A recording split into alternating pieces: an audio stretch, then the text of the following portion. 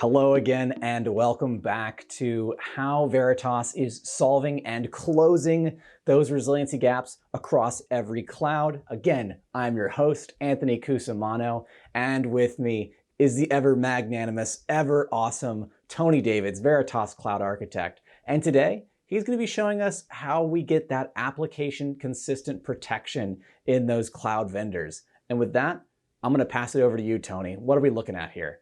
Thanks, Anthony. I'm going to show you how we do application consistent protection and recovery for MongoDB and Microsoft SQL and Oracle running within a virtual machine within AWS, Azure, and Google Cloud Platform. Let's get started. So I'm logged in as the administrator here. I'm going to go over to our cloud workloads and over specifically to the application tab. So we've set up either agentlessly or with an agent, our ability to discover and protect MongoDB, Mongo database. You can see this is the protection plan we're using here. So we can protect it at the instance level for MongoDB, and for Microsoft SQL, we can protect it at the instance level and the database level. So you can take your snapshots and do your recoveries for both of those in either method.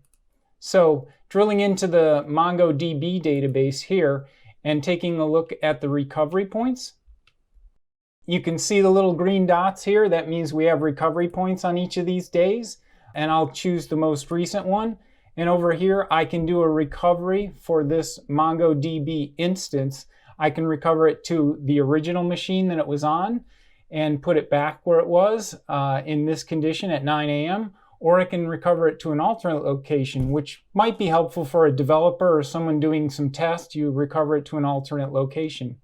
We have the same functionality for Microsoft SQL, where I can go in here and either at the instance level, or in the case of Microsoft SQL, also at the database level, I can do the protection. So you can see here, I'm protecting these two different virtual machines, one on Amazon and one on Azure at the Microsoft SQL Server instance level. And I can recover at that level either to the same machine or to an alternate machine again. And I'm also doing protection in this protection plan at the database level. And again, I can recover to the same machine or an alternate machine. So if I'm a developer or maybe even a database admin and I want to run some tests on some copy data, but I don't want to mess with our production copies, is this a good stand-in to allow me to do a restore of one of these app consistent databases and tinker with it?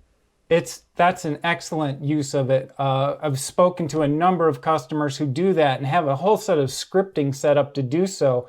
But in this case, you can do it literally with a moderately small database. Within like 35, 40 seconds, you can either create a clone of the machine or take one of these instance level snapshots, either at the instance level of the database or the database level, and restore it to an alternate machine, and then they can do their tests. Well, that's just awesome.